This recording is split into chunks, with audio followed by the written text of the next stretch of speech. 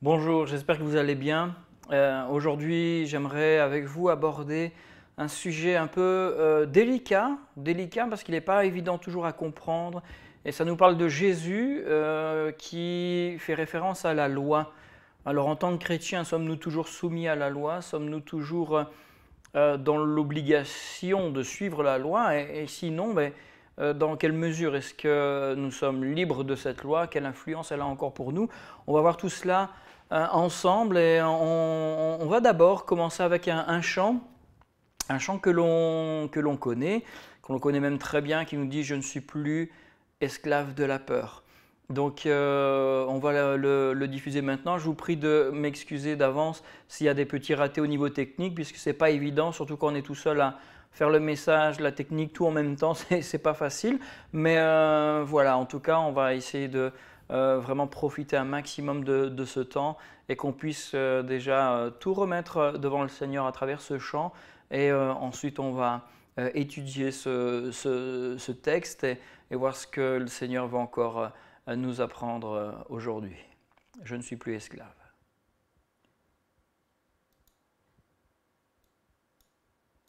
Je ne suis plus esclave de la peur.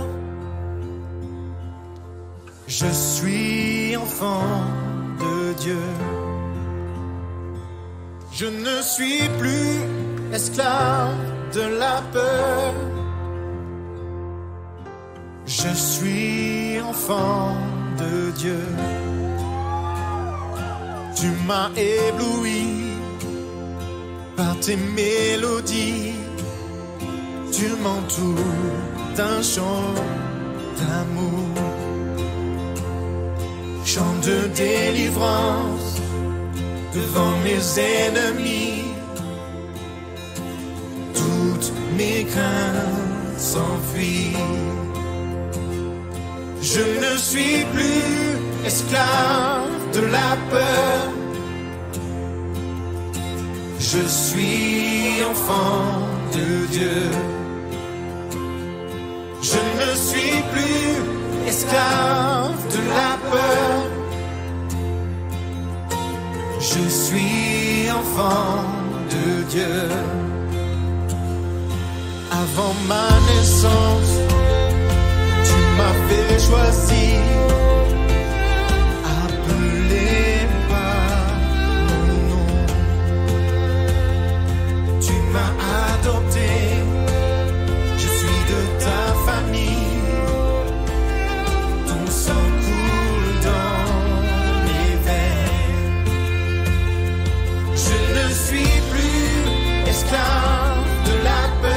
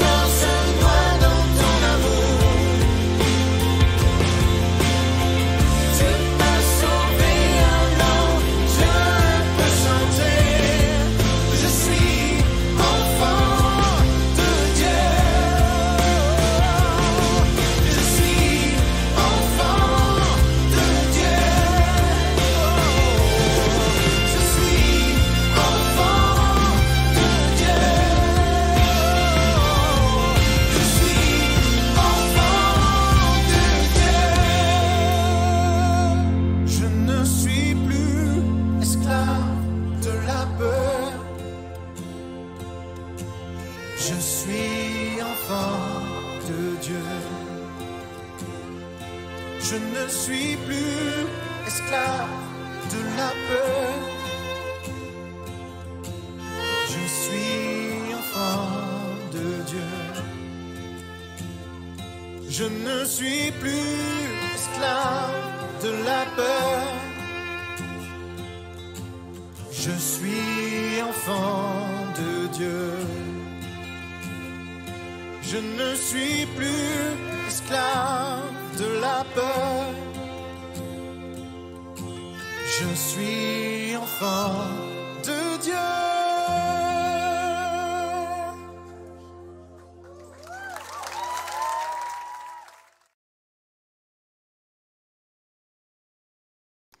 Voilà, donc un très beau chant hein, qu'on apprécie vraiment beaucoup, plus esclave de la peur. Et ici, je pense que le Seigneur veut encore nous encourager à ne pas avoir peur, hein, ne pas avoir peur dans les circonstances actuelles, hein, mais en règle générale, le Seigneur nous encourage et nous pousse à ne pas avoir peur de nous approcher de lui, ne pas avoir peur de nous confier en lui.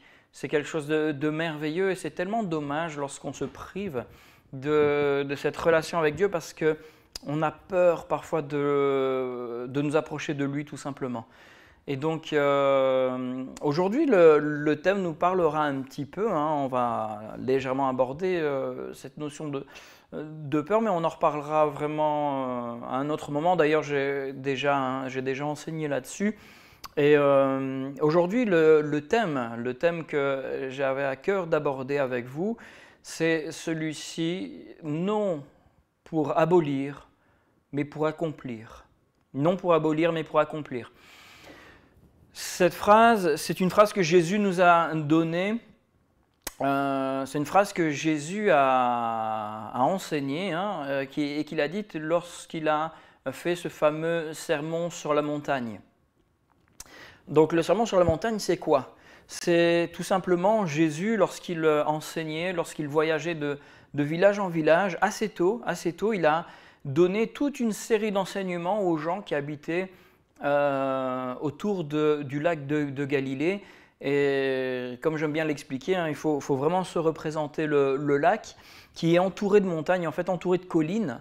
Ce ne sont pas des montagnes comme on l'imagine, hein, très hautes, très rocailleuses. Ce sont vraiment des collines en fait, des collines qui entourent ce lac. Et Jésus, à un moment, il est entouré par la foule et on y imagine facilement la foule qui s'assied, qui est là à l'écoute de Jésus et Jésus enseigne. Jésus enseigne et il enseigne beaucoup de choses.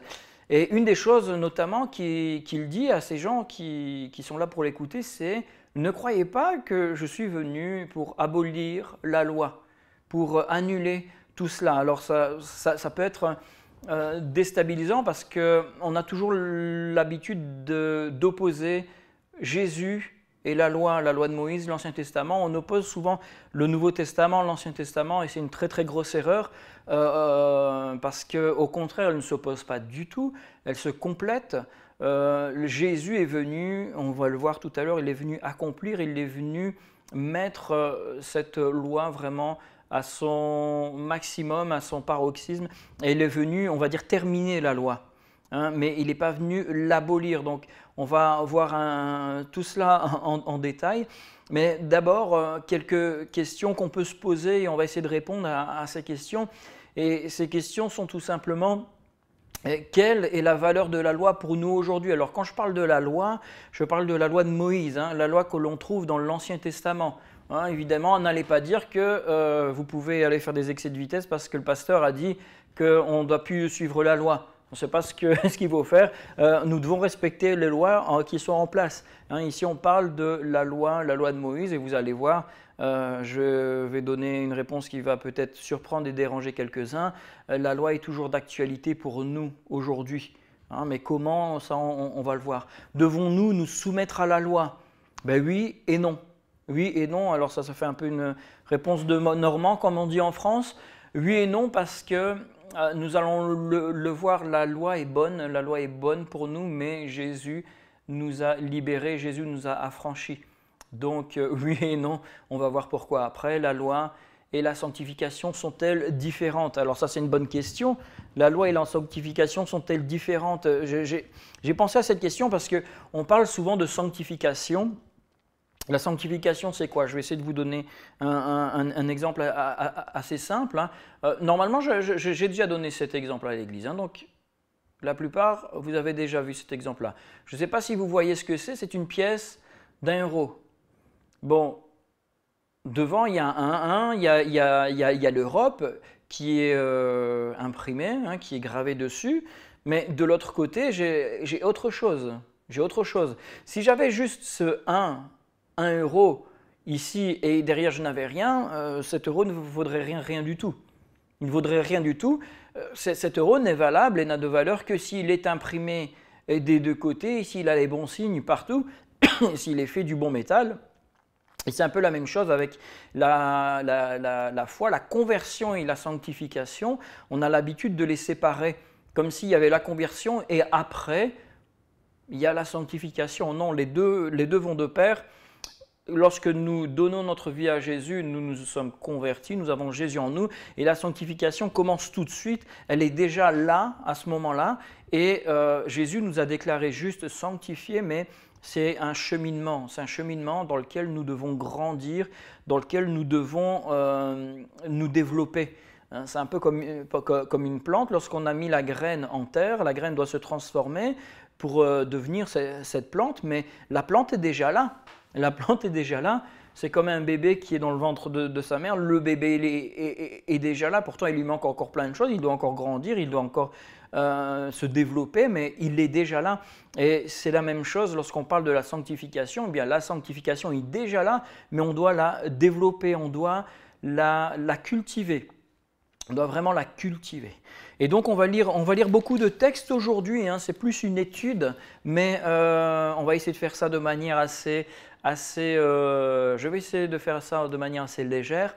Et donc on va voir le premier point. Le premier point qui à première vue n'a pas forcément beaucoup de rapport, mais je trouve que ça en a, surtout avec les circonstances actuelles. Mon premier point, c'est Dieu agit dans la souffrance et non avec la souffrance. Pourquoi je vous dis ça? Parce qu'on a l'habitude de voir ce Dieu qui nous impose des lois, des règles, et on oublie que Dieu a donné sa loi pour nous protéger. Il nous a donné sa loi pour que nous puissions vivre, il nous a donné sa loi pour que nous puissions avoir une vie bénie et remplie de joie, d'allégresse. Et la loi n'est pas là pour nous écraser.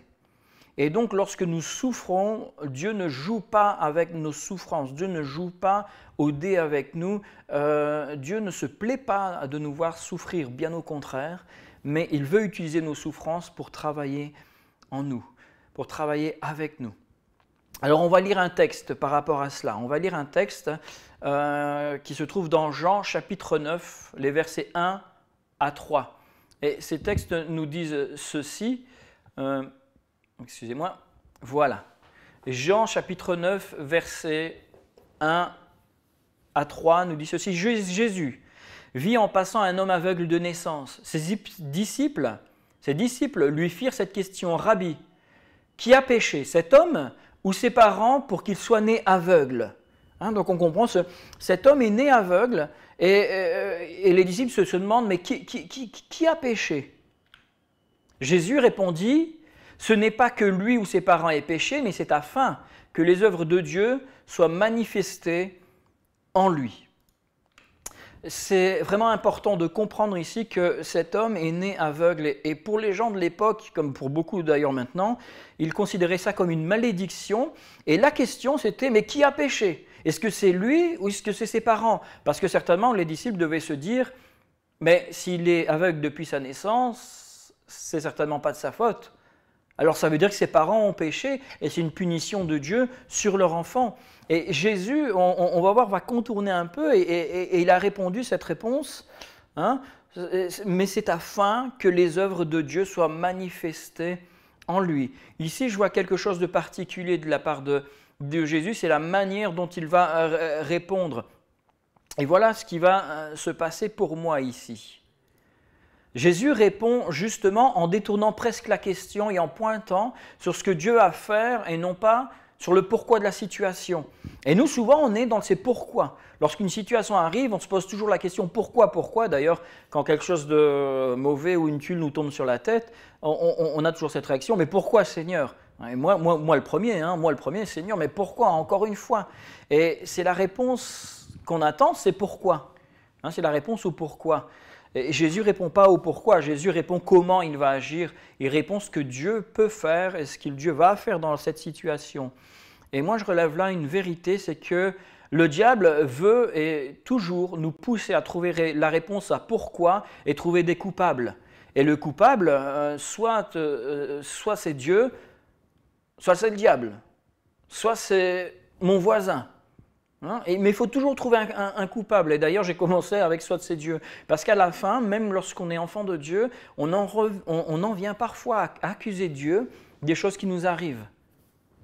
Et d'ailleurs, j'ai envie de dire le monde qui ne connaît pas Dieu, la plupart du temps, accuse Dieu. S'il y avait un Dieu, il n'y aurait pas tout cela. S'il y avait un Dieu, il n'y aurait pas tant de difficultés. Mais c'est parce que Jésus nous enseigne ici. Jésus détourne la question, il ne répond même pas au pourquoi, Jésus répond à ce qu'il va faire. Et donc, j'ai envie de dire, ici, Jésus, contrairement au diable, Jésus ne va pas nous pousser à répondre au pourquoi, mais Jésus va toujours nous pousser à trouver la libération. Jésus va nous pousser à trouver la libération. Et je vais développer cette idée. Si je vais plus loin, pour moi aujourd'hui, qu'est-ce que ça veut dire? Mais ça veut dire, j'en suis convaincu, que si je vis dans la désobéissance, alors je n'ai plus de légitimité pour implorer la protection de Dieu. Qu'est-ce que je veux dire par là? Tout simplement qu'il n'y a pas de lien de cause à effet entre la bénédiction de Dieu, l'obéissance à Dieu. J'aime pas lorsque j'entends les gens dire « Ah, j'obéis à Dieu parce que je veux être béni ». C'est souvent une réponse que l'on entend, mais si je n'obéis à Dieu que pour être béni, il y a un problème. Ça veut dire que Dieu, c'est un peu cette machine à sous ou cette machine à bonbons, je vais mettre ma petite pièce, donc ma petite obéissance, et je reçois les bénédictions de Dieu. Non, si j'obéis à Dieu, c'est pour d'autres raisons. C'est pour d'autres raisons. Je ne dois pas obéir à Dieu pour être béni. Maintenant, la Bible m'enseigne que si j'obéis à Dieu, je suis béni, mais il n'y a pas de cause à effet, sinon on n'est plus dans une notion de grâce. Attention. Donc si je vis dans la désobéissance ici, moi c'est comme ça que je vois les choses. Je vais plutôt le voir dans le sens où si je désobéis consciemment, je ne me sens pas légitime pour demander à Dieu, mais interviens dans telle situation, fais ceci, fais cela, alors que je sais qu'intérieurement j'ai désobéi. Donc déjà il y a une logique ici, c'est que je dois être cohérent et je ne peux pas exiger ou attendre que Dieu agisse si moi-même je ne suis pas à l'écoute de Dieu. Ça, c'est une chose vraiment importante. Un autre point que je voudrais vraiment soulever, c'est celui-ci, c'est que si le malheur s'abat sur moi, ça ne veut pas dire que je suis dans la désobéissance. Les meilleurs amis de Job sont arrivés avec de très très bons conseils en lui disant « Ah, si tous ces malheurs t'arrivent, c'est parce que tu as péché, c'est parce que tu as énervé le Seigneur, il s'est retourné contre toi. » Et on voit que tout le monde l'a lâché, même sa propre femme, tout le monde l'a lâché. Et combien de fois les chrétiens ne sont pas accusés?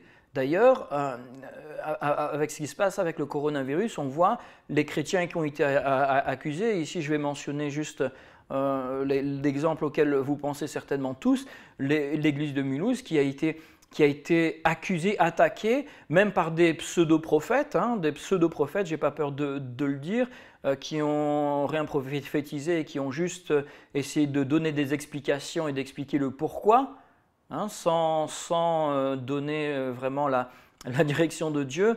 Et toutes ces choses-là, moi, ça m'énerve, ça me fait dresser les poils. C'est parce qu'on est dans de l'accusation et on ne cherche pas à voir ce que Dieu peut faire dans la situation et on cherche des coupables. Et voilà. Et je ne veux pas aller plus loin que ça.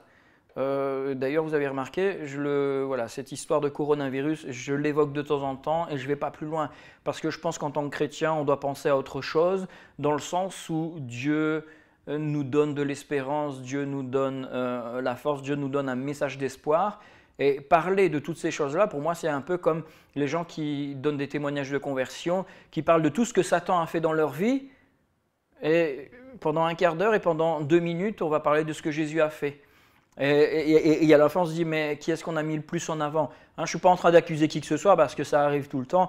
Moi-même, lorsque j'explique comment Dieu m'a guéri, je passe beaucoup de temps à expliquer comment j'étais malade pour être certain que les gens comprennent vraiment que j'étais malade. Et finalement, je me rends compte que je n'ai pas beaucoup parlé de Jésus. Et il faut remettre les choses à leur place, j'ai envie de dire. Et donc ici, si le malheur s'abat sur nous, je reviens sur l'autre écran, si le malheur s'abat sur moi, ça ne veut pas nécessairement dire que je suis dans la désobéissance, ça ne veut pas dire nécessairement que l'autre est dans la désobéissance. Et de la même manière, si je semble être béni, cela ne signifie pas que je vis dans l'obéissance. Ça, c'est important parce que souvent, on va faire un lien entre la bénédiction et l'obéissance et les biens matériels, la bonne santé, et on va se dire « Ah, cette personne bénéficie du regard de Dieu, de sa bienveillance, et c'est quelqu'un qui marche selon les voies de Dieu. » Mais non, pas forcément. Non, pas forcément. Vous voulez voir si quelqu'un obéit vraiment à Dieu, si quelqu'un sert vraiment le Seigneur, mais regardez les fruits qu'il porte. Lorsque cette personne parle avec vous, est-ce qu'elle vous fait du bien? Lorsque cette personne s'engage à faire quelque chose, est-ce qu'elle le fait vraiment consciemment? Lorsque cette personne témoigne, est-ce que ça a un impact chez vous? Et je pense que tout cela démontre la puissance de l'esprit à travers la personne, et c'est la meilleure manière de savoir si la personne marche selon Dieu ou pas. Et donc de la même manière, moi je ne veux pas me dire « Ah, je suis béni financièrement, je suis béni dans tel ou tel domaine, ça prouve que je marche avec Dieu. » Non, mon attitude toujours c'est « Seigneur, montre-moi si je ne suis pas dans tes voies sur tel ou tel sujet, montre-le-moi. Montre-moi si je dois me corriger. » Et comme on dit souvent, on reconnaît l'arbre à ses fruits. Regardons le fruit. Lorsque je parle du Seigneur, lorsque je prie même pour les gens, est-ce qu'il y a du fruit? Et s'il y a du fruit, alors oui, alors là je peux peut-être dire ok. C'est peut-être que je ne m'en sors pas trop mal. Mais la bénédiction, et surtout financière, surtout la bénédiction qu'on voit, elle peut être autre que financière aussi, mais cette bénédiction qu'on voit n'est pas forcément ce gage de qualité d'une vie d'obéissance. Pas toujours. Pas toujours. Prenons garde à cela. Prenons garde à cela. Combien d'églises, combien de pasteurs, de serviteurs de Dieu ne dégageaient pas des choses où on se disait « Waouh, qu'est-ce qu'il est béni, ça doit être un homme de Dieu » et finalement on apprenait ce que ces personnes faisaient derrière. On se disait « Waouh, mais qu'est-ce qui s'est passé ?» Et à un moment ou à un autre, le Seigneur dit « Stop ». À un moment ou à un autre, le Seigneur dit « Stop ».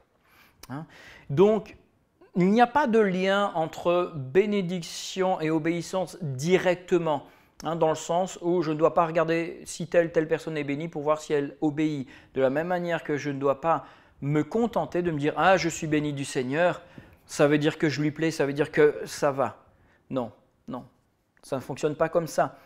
Dieu nous bénit parce qu'il nous aime, Dieu nous bénit parce qu'on bénéficie de sa grâce, mais on peut désobéir à Dieu tout en bénéficiant de sa grâce. Et je vais toujours prendre l'exemple d'une maman qui peut avoir les pires enfants du monde, ça restera toujours ses enfants. Et combien de fois des mères n'ont pas défendu leur fils, en leur trouvant même des excuses parce qu'elles aimaient leur fils alors que leur fils était c'était des meurtriers, c'était des voleurs, des menteurs, mais le cœur d'une mère va toujours battre pour son enfant et de la même manière, le cœur de notre Père Céleste va toujours battre pour nous. Alors mon attitude à moi doit être, et je vais le développer après, je vais obéir parce que je sais que mon Père Céleste m'aime, mais je ne vais pas obéir parce que je veux ses bénédictions. Et donc, le Seigneur est patient avec nous et parfois on va se détourner de sa voie et il va rester patient et on va toujours bénéficier d'une forme de grâce jusqu'à un point de rupture, jusqu'à un point de non-retour. Mais pendant tout ce temps, le Seigneur est fidèle, il est patient. Il y a tellement de textes qui nous parlent de cela. Alors, ça m'amène à mon deuxième point qui va vraiment nous faire rentrer plus que dans le vif du sujet, puisqu'on a déjà bien abordé ici. Cela. Et Ce deuxième point, c'est celui-ci. Obéir et se soumettre à Dieu est la voie vers la crainte divine. Obéir et se soumettre à Dieu, c'est la voie vers la crainte divine. On parle souvent de la crainte de Dieu. Qu'est-ce que c'est que la crainte de Dieu? Il n'y a qu'à travers l'obéissance et la soumission qu'on peut l'expérimenter. Et je l'ai dit plusieurs fois à l'Église, la grâce est gratuite, mais elle a quand même un prix, le prix de l'obéissance. La grâce est gratuite, mais elle a quand même le prix de l'obéissance. Jésus s'est soumis au Père. Il a obéi jusqu'au bout. Alors à combien plus forte raison, nous, êtres humains, nous devrions nous soumettre et obéir à notre Père céleste. Et donc pour développer cette notion de crainte, on va déjà voir qu'est-ce que la crainte n'est pas, qu'est-ce que la crainte est. Donc c'est encore un sujet qu'on a déjà vu, donc je vais aller assez vite là-dessus. Et on va revoir plus tard sur les études, j'en reparlerai plus tard, mais j'aimerais développer d'autres études. Ce que la crainte n'est pas. La crainte, ce n'est pas être terrifié par lui. La crainte de Dieu, ce n'est pas être terrifié par Dieu. Ce n'est pas avoir peur de Dieu. Lorsqu'on parle de crainte de Dieu, ce n'est pas être en effroi devant Dieu, même si la Bible nous montre des hommes, des femmes qui ont été effrayés devant Dieu. Lorsque la Bible nous demande d'avoir cette crainte de Dieu, elle ne nous demande jamais d'être effrayés de Dieu. Jamais. Elle ne nous demande pas d'être effrayés de Dieu. Ça peut arriver qu'on soit effrayé de Dieu, mais la crainte que Dieu attend de nous, ce n'est pas d'être effrayé de lui. Ce n'est pas se sentir écrasé par ce qu'il représente. Combien de fois on a une image déformée et les gens utilisent ces images déformées pour abuser de nous, abuser de nous dans le sens où on a une image déformée du Père. Le Père doit être méchant, doit être violent, doit être autoritaire et on va nous présenter le Dieu comme un Père en sachant pertinemment ce que ce Dieu, ce que l'image du Père représente pour nous. Et donc on va jouer là-dessus pour que à chaque fois qu'on entende quelque chose venant d'un pasteur, venant d'un dirigeant, on va se dire « Oh, mais ça vient directement de ce Père autoritaire, alors je vais obéir, je vais… » Non. Ça c'est du mensonge, c'est de la manipulation. La crainte de Dieu, ce n'est pas me sentir écrasé par ce qu'il représente. Ce n'est pas me sentir écrasé, même si je reconnais que Dieu est le créateur de l'univers, je ne me sens pas écrasé par ce Dieu, jamais. Je me sens émerveillé, je me sens ébloui, je me sens peut-être dans cette peur face à la puissance de Dieu, en me disant « Ouais, mais Dieu est tellement puissant, il pourrait me balayer d'un claquement de doigts. » Mais ce n'est pas ça qui va définir ce que je vais ressentir par rapport à lui. Ça peut être des choses qui passent et par moments on se dit « Waouh, mais Dieu pourrait. » Mais ce n'est pas ça qui va définir la relation que j'ai avec lui. La crainte de Dieu, ce n'est pas non plus obéir à ses commandements pour ne pas être puni ou ne pas le mettre en colère. Et d'ailleurs, si on regarde bien, le peuple hébreu dans le désert, c'est comme ça qu'il va réagir, c'est comme ça qu'il va obéir à Dieu, pour ne pas être puni, pour ne pas mettre ce Dieu en colère, ce Dieu qui a détruit les Égyptiens, ce Dieu qui a lancé toutes ses plaies. On va tout faire pour ne pas le mettre en colère, on va tout faire pour que ce Dieu ne se retourne pas contre nous. Et donc finalement on développe une crainte de Dieu qui est une fausse crainte, qui est plutôt une frayeur de Dieu, qui est quelque chose qui est une mauvaise crainte. C'est une mauvaise crainte de Dieu, ça c'est vraiment une mauvaise crainte. La crainte de Dieu c'est quoi? Et là j'essaie de le définir le plus simplement possible, c'est tout simplement développer un saint respect envers sa personne. J'ai la crainte de Dieu quand je reconnais qui il est. On dit tout le temps que Dieu est roi, il est roi, c'est Sa Majesté, le Seigneur Jésus, et je dois avoir le respect que Jésus mérite. Et comme je le dis souvent, Jésus n'est pas mon pote, c'est mon ami, mais ce n'est pas mon pote, c'est mon roi, c'est mon Seigneur. C'est le prince avec qui j'ai une relation privilégiée, mais c'est mon Seigneur, c'est mon Seigneur. La crainte de Dieu, c'est quoi? C'est développer un amour pour lui qui dépasse tout.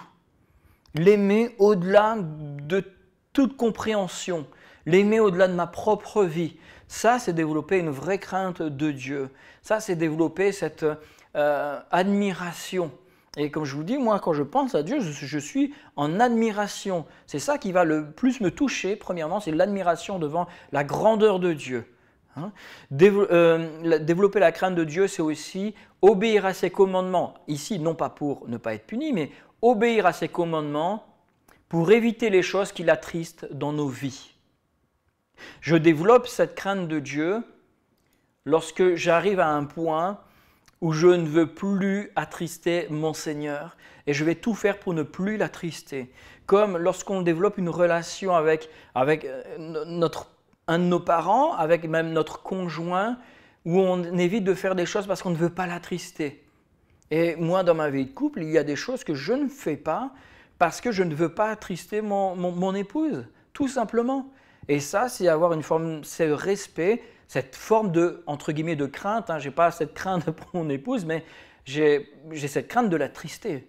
Parfois, j'ai cette peur de dire, mince, je veux pas louper cet aspect-là. Mince, je ne veux pas. Et quand elle me fait remarquer quelque chose que je n'ai peut-être pas très bien fait ou que je n'ai pas fait tout simplement, j'ai parfois cette réaction intérieure en se disant, mince, j'ai mal fait ou j'ai pas atteint le but que j'aurais voulu. Et c'est cela que le Seigneur attend de nous, c'est que nous puissions développer cette relation avec lui, et il mérite cette relation. Jésus a donné sa vie pour nous. Il mérite qu'on lui donne le plus grand respect. Son sang a coulé pour nous. Il a souffert des heures durant la flagellation, la crucifixion. La crucifixion, c'est ignoble. C'est ignoble. Et il a souffert ça pour moi. Il mérite un minimum de respect, il mérite un minimum de crainte de ma part. Il mérite un minimum d'attitude révérencieuse envers lui. Donc Jésus, je veux me soumettre à lui, je veux avoir une crainte pour lui démontrer mon amour. Ça, c'est vraiment la véritable crainte de Dieu, de Jésus. On va lire un texte dans Matthieu 5, toujours ici, et c'est le texte où Jésus va nous parler de cette loi, ce sermon sur la montagne, et on arrive ici au cœur même de cette pensée, de ce message. Et Jésus nous dit ceci au Matthieu 5, verset 16, on va lire les versets 16 à 20, et on va lire plusieurs autres versets, j'ai fait exprès d'en zapper quelques-uns, vous allez voir pourquoi. Matthieu 5, à partir du verset 16, « Que votre lumière luise ainsi devant les hommes, afin qu'ils voient vos bonnes œuvres et qu'ils glorifient votre Père qui est dans les cieux. Ne croyez pas que je sois venu pour abolir la loi ou les prophètes. Je suis venu non pour abolir, mais pour accomplir. » C'est le message central d'aujourd'hui. « Car je vous le dis en vérité, tant que le ciel et la terre ne passeront point, il ne disparaîtra pas de la loi un seul iota ou un seul trait de lettre, jusqu'à ce que tout soit arrivé. Celui donc qui supprimera l'un de ces plus petits commandements et qui enseignera aux hommes à faire de même sera appelé le plus petit dans le royaume des cieux. Mais celui qui les observera et qui enseignera à les observer celui-là sera appelé grand dans le royaume des cieux. Car je vous dis, si votre justice ne surpasse celle des scribes et des pharisiens, vous n'entrerez point dans le royaume des cieux. » Alors cette phrase, elle est forte, surtout la dernière phrase, elle est très forte. « Si votre justice ne surpasse celle des scribes et des pharisiens, vous n'entrerez point dans le royaume des cieux. » Les scribes et les pharisiens, c'était les gens qui, on va dire, maîtrisaient, qui connaissaient la parole de Dieu et qui l'enseignaient. On pourrait le dire, si on veut le dire à l'heure actuelle, si votre justice ne dépasse pas celle des théologiens et des pasteurs et des prêtres, si vous n'avez pas une justice plus grande qu'eux, je vais même aller plus loin, si vous n'êtes pas plus saint qu'eux, vous n'entrerez pas dans le royaume des cieux. Qu'est-ce que Jésus est en train de dire ici? Tout simplement que ce n'est pas la manière dont les pharisiens et les scribes appliquaient la loi, ce n'était pas ça qui sauvait. Ce n'était pas ça qui sauvait. Ah, vous allez dire, mais alors à quoi ça servait? À quoi servaient toutes ces lois? Et Jésus va très loin, verset 18, il dit « Tant que le ciel et la terre ne passeront point, il ne disparaîtra pas de la loi un seul iota. » Le iota, c'est quoi? Alors ici, c'était le iode, c'est le c'est comme un i, hein, c'est l'équivalent du i dans notre langue, mais dans l'alphabet, hein, dans l'alphabet grec et ici surtout dans l'alphabet même hébreu, le yod c'est la toute petite lettre, c'est la plus petite lettre. Vraiment, je veux dire, c'est comme le point que vous allez mettre au-dessus du i. Et Jésus est en train de dire, il n'est pas en train de dire, hein, si vous avez barré une lettre dans votre Bible, vous n'irez pas au paradis. Hein, ce n'est pas du tout ça qu'il dit, on le comprend. Mais il est en train de dire, si vous enlevez ne serait-ce qu'une petite idée de la loi, et là il parle de la loi et les prophètes, hein, donc ce n'est pas juste la loi, mais c'est tout l'ensemble de l'Ancien Testament, c'est tout l'ensemble, donc c'est les prophéties, tout cela avec. Si vous enlevez une de ces petites choses, eh bien, votre foi ne vaut pas grand-chose, si je peux le dire. Votre foi, elle a beau être belle, sembler être bénie, votre vie a beau sembler être bénie, si vous enlevez ne serait-ce qu'une petite chose de la parole de Dieu, vous n'êtes plus dans la volonté de Dieu et donc vous n'êtes plus sauvé. Alors là, je vais très très loin. Attention, je n'ai pas encore parlé du salut de Jésus. C'est-à-dire que si vous respectez la loi et que vous cherchez à obtenir le salut par la loi et que vous ratez un jour sur votre vie entière un seul tout petit commandement, vous n'êtes plus saint. Et donc vous n'êtes plus digne d'entrer dans le royaume des cieux.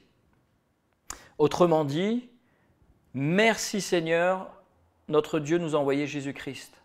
Et nous sommes sauvés, on a célébré Pâques la semaine dernière, nous sommes sauvés parce que Jésus a donné sa vie pour nous. Merci Seigneur, merci Seigneur. Nous sommes incapables nous-mêmes d'atteindre la perfection que Dieu exige mais que Dieu mérite. Alors merci Seigneur. Et Jésus ici est en train de dire, mais si vous enlevez une moindre petite idée de la parole de Dieu, vous n'êtes plus digne d'entrer dans le royaume des cieux. Et même ceux qui annoncent et qui enseignent, eux-mêmes ne sont pas dignes. Alors là, on ne comprend plus. Et Jésus va donner des exemples. Et j'ai fait exprès de zapper plusieurs versets pour m'arrêter sur 3 exemples que Jésus donne. C'est vraiment à la suite. On va lire la suite. Et je reviendrai dans une autre vidéo sur tous ces exemples-là. Je reviendrai là-dessus plus tard. Jésus donne des exemples pratiques, des exemples concrets, et on va les lire maintenant, et je vais juste les expliquer. Je ne vais pas rentrer trop dans le détail pour ne pas être trop long, mais ça va nous aider à comprendre cette notion d'obéissance et de soumission à la loi de Dieu, et comment la loi peut encore avoir un impact dans nos vies maintenant, mais jusqu'à quelle limite, hein? Et donc, les textes suivants nous disent ceci à partir du verset 21. Voici, et Jésus donne l'exemple et des applications très concrètes pour chacun. Et d'ailleurs, toujours très concret pour chacun d'entre nous maintenant. Hein. Verset 21. Vous avez entendu qu'il a été dit aux anciens, tu ne tueras point. Celui qui tuera méritera d'être puni par les juges. Mais moi, je vous dis que quiconque se met en colère contre son frère mérite d'être puni par les juges. Que celui qui dira à son frère « Raka » mérite d'être puni par le Sanhédrin, et que celui qui lui dira « Insensé » mérite d'être puni par le feu de la géhenne. C'est fort, hein, c'est rude. Si donc tu présentes ton offrande à l'autel, et que là tu te souviens que ton frère a quelque chose contre toi, laisse là ton offrande devant l'autel, et va d'abord te réconcilier avec ton frère, puis viens présenter ton offrande. Ici, Jésus donne un exemple très très concret. Hein. Alors, lorsqu'il parle de l'autel, c'est l'endroit où on apportait nos offrandes au temple. C'est la même manière lorsque nous venons dans la maison de Dieu, et je pourrais même dire lorsque tu vas mettre ton argent dans le panier de la dîme et des offrandes. Lorsque tu vas prendre la Sainte Seine, c'est la même chose. Et je vais aller beaucoup plus loin lorsque tu ouvres ta bouche pour louer Dieu. Lorsque tu ouvres ta bouche pour chanter, lorsque tu ouvres ta bouche pour prier, eh bien, tu dois appliquer cela d'abord. Si tu as quelque chose contre quelqu'un, laisse cela et réconcilie-toi d'abord, si c'est possible. Si c'est possible. L'apôtre Paul nous enseigne beaucoup par rapport à cela. Réconciliez-vous si cela est possible. Parfois, ce n'est pas possible. Mais si ce n'est pas possible, demande pardon à Dieu et fais ce travail de pardon, Pardon, c'est pas évident, là je ferai pareil, je ferai un enseignement rien que là-dessus parce que ça demande vraiment d'aller dans le détail. Mais ici, Jésus nous dit, mais si tu veux louer Dieu, tu ne peux pas le faire en ayant quelque chose contre ton frère. Hein, et il le dit, hein, si tu traites ton frère d'imbécile, d'insensé, un raca, ça veut dire imbécile, ça veut dire tête vide. Si tu dis à ton frère tête vide, tu devrais être jugé par le Sanhédrin. Le Sanhédrin, c'était on va dire le conseil juridique du temple. Hein, et donc, ça voudrait dire tu dois être jugé.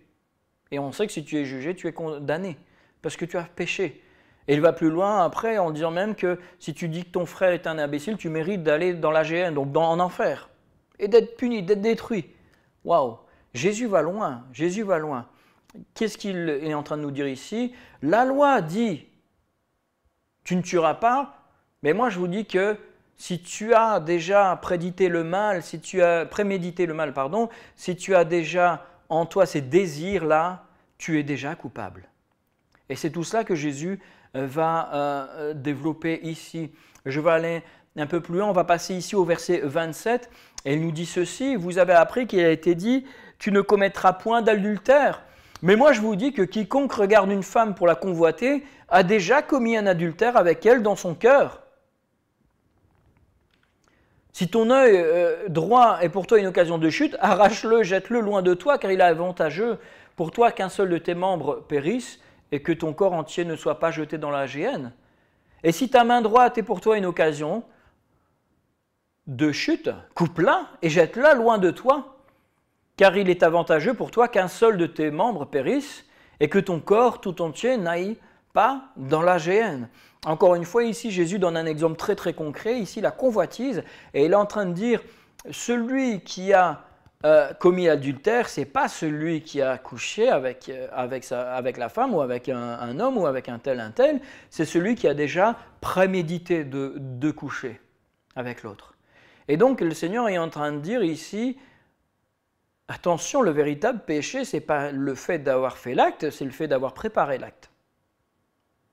Et ici, il dit, et il va loin dans cette image, parce qu'on comprend, le Seigneur n'est pas en train de nous dire littéralement, arrache-toi ton œil. Hein. Ah, si tu ne peux pas t'empêcher de regarder, il n'est pas en train de nous dire, arrache-toi tes yeux littéralement. D'ailleurs, il y a ce qu'on appelle un des pères de l'Église, Origène, a fait cela. Il était trop tenté par les femmes et il s'est émasculé, et il l'a regretté toute sa vie. Puisque dans ses écrits plus tard, il a dit que ça a été la pire de ses bêtises, puisque effectivement, il n'avait plus ses attributs masculins, et pourtant son désir pour les femmes était toujours là. Mais il avait voulu appliquer la parole du Seigneur à la lettre. Il n'avait pas compris que ce que le Seigneur est en train de nous dire, c'était de nous mettre dans une disposition pour ne pas tomber dans ce péché à nouveau. Et je vais lire maintenant un autre texte. Un autre texte qui a été toujours mal utilisé et qui est encore mal utilisé à l'heure actuelle. On continue toujours dans le même chapitre, Matthieu 5, ici au verset 38. « Vous avez appris qu'il a été dit œil pour œil et dent pour dent. Mais moi je vous dis de ne pas résister aux méchants. Si quelqu'un te frappe sur la joue droite, présente-lui aussi l'autre. Si quelqu'un veut plaider contre toi et prendre ta tunique, laisse-lui encore ton manteau. Si quelqu'un te force à faire 1 000, ou on va dire 1 kilomètre, fais-en 2 avec lui. » Ici, Jésus est en train de complètement détourner la situation. Il est en train de nous dire, mais on te veut du mal. Tu as appris œil pour œil, dent pour dent. Et à l'heure actuelle, on emploie ça pour parler de vengeance. Et d'ailleurs, même très tôt, on a utilisé ça pour parler de vengeance. Ce n'est pas du tout cela. La loi est en train de dire, si on t'a fait du mal pour la valeur d'un œil, tu reprendras juste pour la valeur d'un œil, et pas plus. On t'a fait du mal pour la valeur d'une dent, tu reprendras pour la valeur d'une dent, pas plus. Donc la loi est ici, Jésus est en train de rappeler la loi qui est, tu ne vas pas te venger au-delà du mal qu'on t'a fait. C'est ça ici que la loi dit. C'est pas je me venge, on m'a fait du mal donc je me venge. Non, c'est pas ça, mais c'est je ne vais pas prendre, je ne vais pas demander, comment on dit déjà, je perds mes mots. Je ne veux pas demander une restitution du mal qu'on m'a fait au-delà de ce qui a été fait. C'est vraiment ça l'idée. Et Jésus dit maintenant, tu ne vas même plus chercher la réparation. Jusque-là, au contraire, On t'a fait du mal, mais vas-y, laisse la personne, laisse-la courir. On te frappe sur une joue, mais tends l'autre joue. Hein, et je vais aller plus loin plus tard. Ici, on va continuer à avancer. On n'a pas le temps d'aller plus dans le détail. Ici, ce qui est pour moi vraiment important dans ce qui se passe, c'est ceci. C'est que Jésus pointe le mouvement qui est de l'intérieur vers l'extérieur. Qui vient de l'intérieur vers l'extérieur. La loi dénonce et condamne les actions qui portent des conséquences néfastes ou des conséquences très graves et les actes qui mènent à la perdition. La loi de Moïse nous montre ce qui est mauvais et elle condamne ces actes-là. Elle nous prévient, ne fais pas cela. Jésus, lui, va aller plus loin. Jésus va dénoncer la préméditation de ces actes-là. C'est ce que Jésus fait ici. Jésus nous confronte toujours à nos responsabilités. Toujours. Et donc Jésus a dit quelque chose ici, c'est qu'il n'est pas venu abolir, mais accomplir la loi. Le terme abolir, ça veut dire aussi effriter, ça veut dire détruire, ça veut dire renverser. Jésus n'est pas venu faire ça. Il est venu accomplir. Accomplir, ça veut dire donner, j'ai envie de dire, le point final à la loi. Venir terminer la loi, venir obéir complètement à la loi. Et Jésus est le seul être humain qui a obéi et qui a accompli la loi de A à Z. C'est le seul être humain qui est arrivé à cela. Pourquoi? Parce qu'il était à la fois homme et Dieu. C'est le seul être. Et j'aime bien reprendre toujours cette expression, c'est que Jésus a fait jurisprudence pour nous. Jésus est le seul être humain qui y est arrivé. Et pour cela, nous avons la victoire en lui. Pour cela, non, nous ne sommes plus condamnés éternellement à la défaite parce que Jésus l'a fait. Mais nous devons revendiquer cette victoire. Nous devons revendiquer cette jurisprudence et dire « moi aussi, je veux bénéficier de cette jurisprudence. Je veux bénéficier de ce Jésus et bénéficier de cette loi qui lui a été imputée à justice. » Parce que Jésus a obéi et il a accompli toute la loi. Donc moi aussi, je veux bénéficier de cela parce que je crois, je me revendique de Jésus-Christ. Je me revendique de ce qu'il a fait. Et grâce à cela, je peux bénéficier de l'amour de Dieu, du pardon de Dieu et de la sanctification de Dieu. Et donc, pour cela, 3 points se dégagent, 3 vérités se dégagent de là au sujet de Christ et de la loi. La première, c'est que si Jésus a accompli, il a complété la loi, alors je me rends compte que j'ai oublié de terminer ma phrase dans mon PowerPoint, mais alors plus rien ne doit être fait. Jésus l'a fait. Il est le seul à l'avoir fait et plus rien ne doit être ajouté derrière. Mon deuxième point, c'est que si nous sommes toujours soumis à la loi, c'est que le sacrifice de Jésus alors n'est pas suffisant. Donc si je dis qu'il faut obéir à la loi et appliquer la loi telle qu'elle, dans son entièreté, alors ça veut dire que le sacrifice de Jésus n'est pas suffisant. Si Jésus n'avait pas accompli la loi entièrement, alors nous serions toujours soumis à toute la loi et pas juste à un petit bout de la loi. Pas juste un petit bout de la loi. Jésus a accompli toute la loi pour nous sauver, pour nous racheter. Et nous sommes entièrement sauvés. Ce n'est pas juste un petit bout comment dire. Jésus n'a pas accompli un bout et nous avons à faire le reste. Jésus a tout fait pour nous. Tout fait pour nous. Donc s'il a obéi et s'il nous a entièrement rachetés, nous n'avons plus à nous soumettre à la loi. Nous n'avons plus à subir l'accusation de la loi. Alors vous allez dire, mais à quoi sert la loi ? Quel effet est-ce qu'elle peut avoir dans ma vie? Eh bien, j'en arrive à mon 3e point et je vais terminer avec cela. Et c'est tout simplement que je dois regarder la loi. Je dois regarder la loi non pas comme une contrainte asservissante, mais comme une référence. Une référence qui m'aide à comprendre que Dieu est saint, que je ne peux pas accéder à Dieu sans être saint moi-même, sans être sanctifié. Et là, je dis merci parce que c'est Jésus-Christ qui me sanctifie. La loi m'aide à comprendre quelles sont les exigences de Dieu. La loi m'aide à comprendre aussi que Dieu veut prendre soin de moi et me protéger. Si je regarde la loi, une grande partie de la loi, ce sont des règles pour nous protéger. Je l'ai déjà mentionné dans des vidéos précédentes. Et donc on va lire les quelques textes suivants qui vont nous dire ce que Jésus a fait par rapport à la loi. Romains 10, verset 4 nous dit ceci, car Christ a mis fin au régime de la loi pour tous ceux qui croient, car Christ a mis fin au régime de la loi pour que tous ceux qui croient soient déclarés justes. Je crois en Jésus-Christ, je crois en son sacrifice, en son salut, je suis déclaré juste, point, pas plus. Je ne dois rien rajouter derrière. Sinon, je me retrouve comme ces Galates, hein, les Galates à qui Paul écrit en disant « Mais vous êtes retournés sous la loi, vous ne devez pas. Vous ne devez pas. » Christ a anéanti tout cela. Il a anéanti toutes les règles. Le salut ne vient qu'en Jésus-Christ. Alors, on va lire les versets suivants, 8, 9 et 10, qui nous dit ceci. « Que dit-elle donc ? La parole est toute proche de toi. Elle est dans ta bouche et dans ton cœur.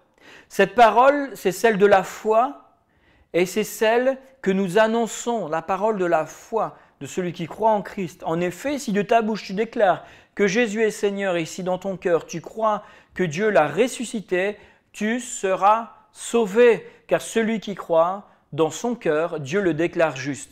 Celui qui affirme de sa bouche, Dieu le sauve. C'est une vérité et nous n'avons rien besoin de plus. Rien de plus. Jésus est suffisant pour nous sauver, pour nous racheter et il nous a pardonné de tout. On va lire encore deux textes. Matthieu 22, les versets 37 à 40 nous disent ceci. Jésus lui répondit, « Tu aimeras le Seigneur ton Dieu de tout ton cœur, de toute ton âme et de toute ta pensée. C'est le premier et le plus grand des commandements. Et voici le second qui lui est semblable, tu aimeras ton prochain comme toi-même. De ces deux commandements dépendent toute la loi et tous les prophètes. » Autrement dit, c'est pour ça que je voulais vraiment lire ce texte, vraiment, et je vais même lire on va lire le suivant ensemble. C'est Galates 5, le verset 14, et là c'est Paul qui nous dit « Car toute la loi est accomplie dans une seule parole, dans celle-ci, tu aimeras ton prochain comme toi-même. » Autrement dit, comment est-ce que je peux accomplir la loi? Comment est-ce que je peux obéir à la loi? En aimant le Seigneur de tout mon cœur, de toute mon âme, de toute ma force, et en aimant mon prochain comme moi-même. Ces deux textes nous disent que toute la loi se résume dans cette parole. Et ici, à Galates, tu aimeras ton prochain comme toi-même. Paul utilise cette phrase pour nous rappeler que la meilleure manière d'appliquer la loi tous les jours, c'est en aimant mon prochain, en aimant celui qui m'entoure, en aimant mon frère, ma sœur et en aimant aussi l'être humain. Le Seigneur, Jésus, a employé cette parabole du bon samaritain lorsqu'on lui a dit « Mais qui est mon prochain ?» Et le Seigneur a employé cette parabole du samaritain à des Juifs. Et il a dit aux Juifs, votre prochain, c'est celui qui a fait du bien, c'est ce Samaritain-là aussi. Lui aussi, c'est ton prochain. Alors mon prochain, ce n'est pas juste le chrétien. Hein, ce n'est pas la parabole du bon chrétien. Et ce n'est pas tu aimeras ton chrétien comme toi-même, c'est tu aimeras ton prochain comme toi-même. Aimons nos prochains, aimons nos semblables, même si l'autre a une autre croyance. Même si mon voisin est peut-être musulman, bouddhiste, athée, je dois l'aimer de la même manière que n'importe quel membre de ma famille, que n'importe quel croyant, que n'importe quel chrétien. Je dois l'aimer de la même manière et là j'appliquerai la loi de l'amour. Et finalement on se rend compte que la loi est facile. Si j'aime le Seigneur de tout mon cœur, alors j'obéis à la loi. Parce que toute la loi est résumée en cela. Et finalement si le reste de la loi c'est une loi qui me condamne et qui m'a servi, mais finalement, c'est que je n'ai pas gardé les bonnes choses de la loi. Et je vais terminer avec cela. Que dois-je finalement garder de la loi? Que dois-je donc garder de la loi? C'est juste une liste, on pourrait voir aussi d'autres choses, hein, c'est une liste non exhaustive.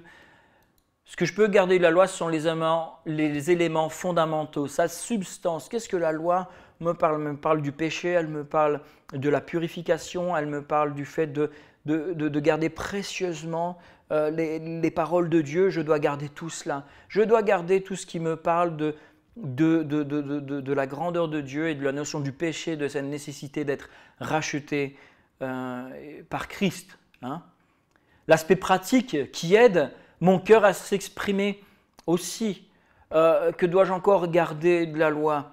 C'est les éléments qui m'enseignent qui Dieu est.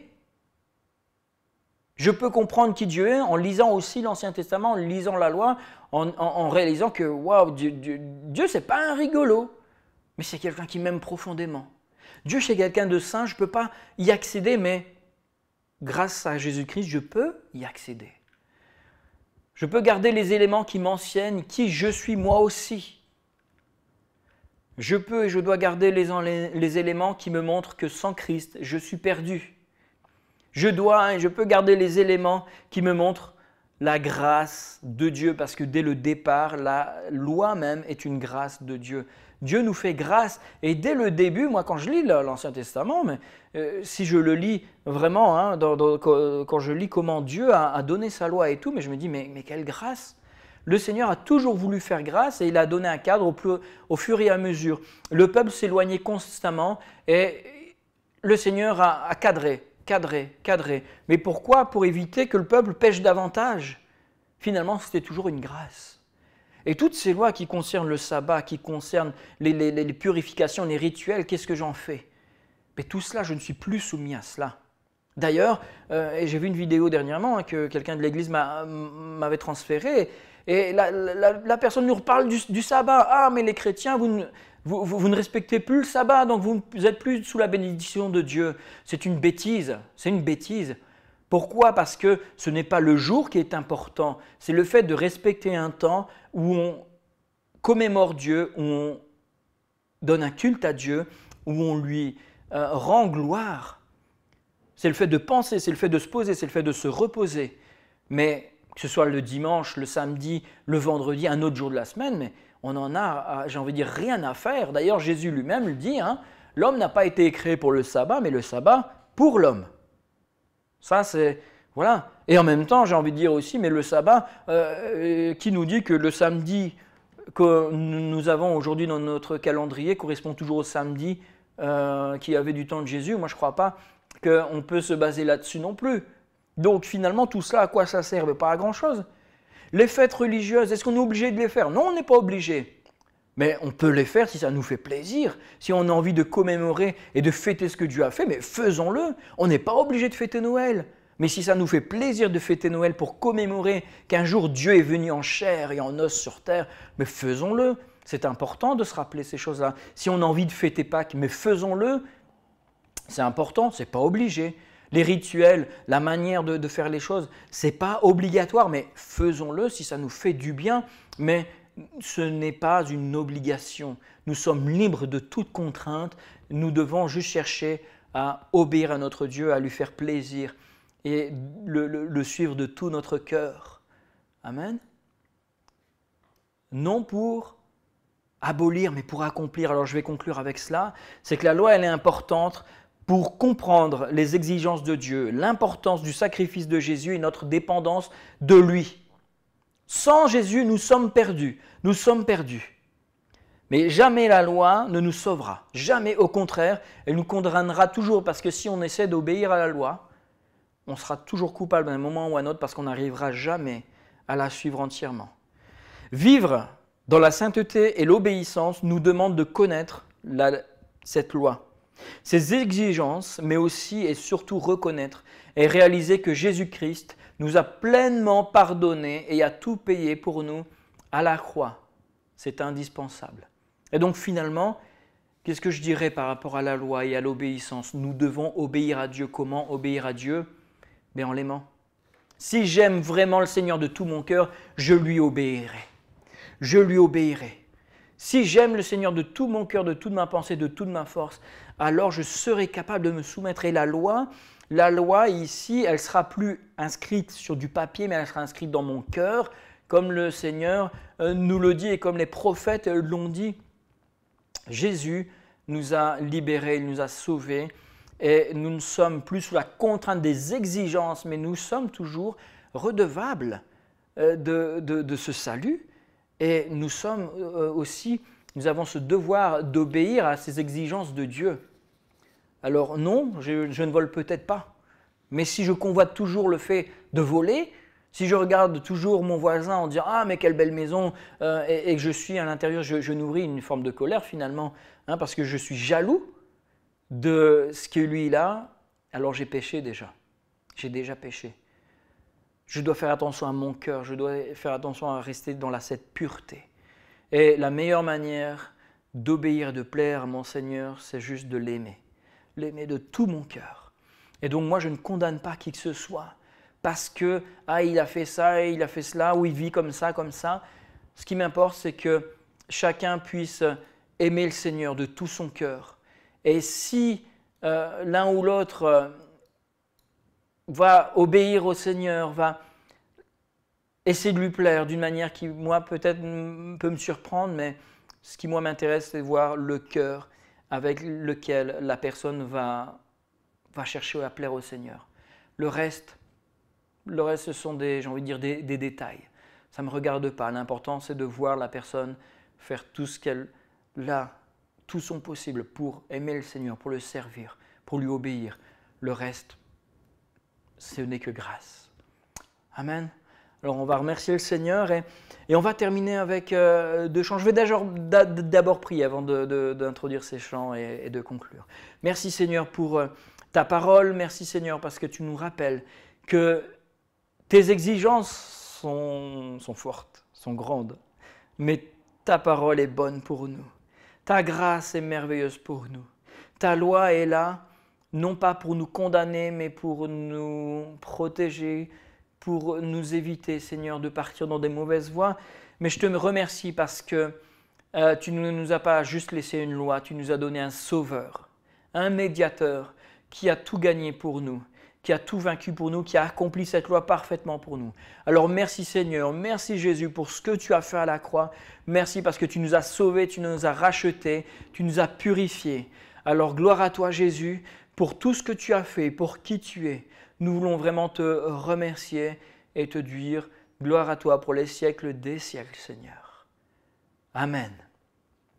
Amen. Voilà, on va terminer avec 2 chants. 2 chants. Le premier, c'est, alors vous allez le reconnaître, enfin les membres de l'église, vous allez le reconnaître. Si d'autres personnes voient la vidéo, vous allez le découvrir. C'est André qui nous avait fait une petite vidéo. Il m'avait envoyé ça dans la semaine, donc il va nous interpréter ce chant par ce qu'il vit. Par ce qu'il vit, je n'ai rien à craindre. Alors voilà, si vous connaissez ce chant, chantez-le avec. Et on va terminer avec un dernier chant qui va s'enchaîner. Qui nous dit « En toi, je sais qui je suis ». Alors, certains ne le connaissent peut-être pas. C'est un nouveau chant qu'on n'a pas encore fait à l'église, mais on va le faire lorsqu'on se reverra. Et donc, je vous encourage à l'écouter, à le découvrir, même le réécouter plusieurs fois. Voilà, c'est un chant qui pourra, j'en suis certain encore, vous faire du bien. Soyez bénis. À très bientôt. N'hésitez pas encore à m'envoyer des petits messages si vous avez des questions, si vous avez des sujets de prière et on reste en contact. Soyez bénis. Je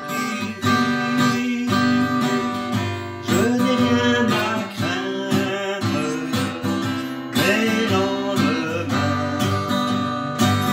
sont assurés entre ses mains.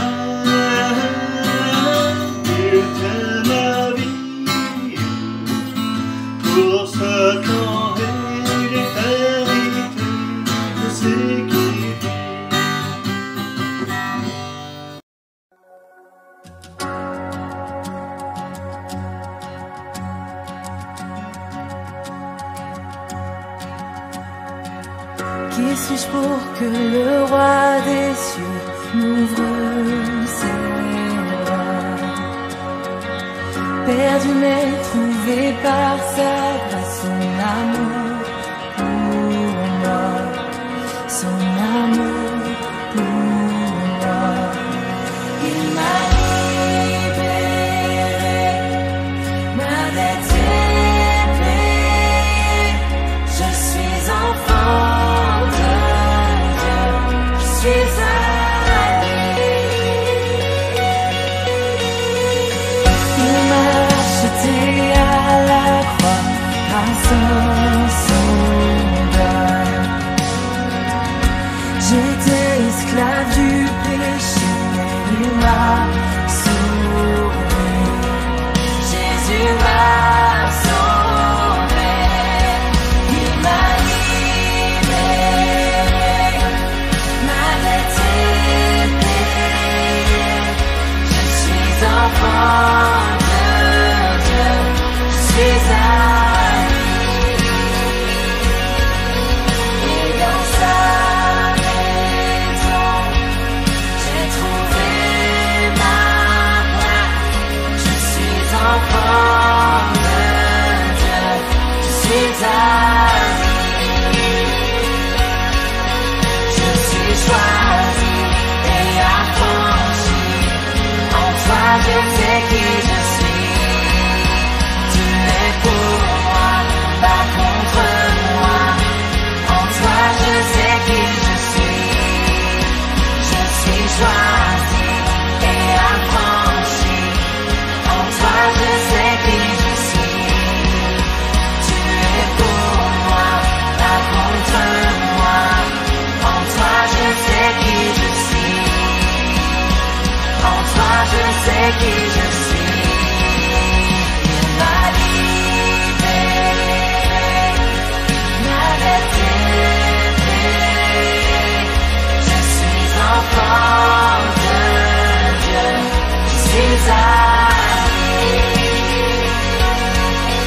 Et dans sa maison, j'ai trouvé ma place. Je suis enfant de Dieu, je suis à lui. Et dans sa maison, j'ai trouvé ma place. Je suis enfant de Dieu, je suis à lui.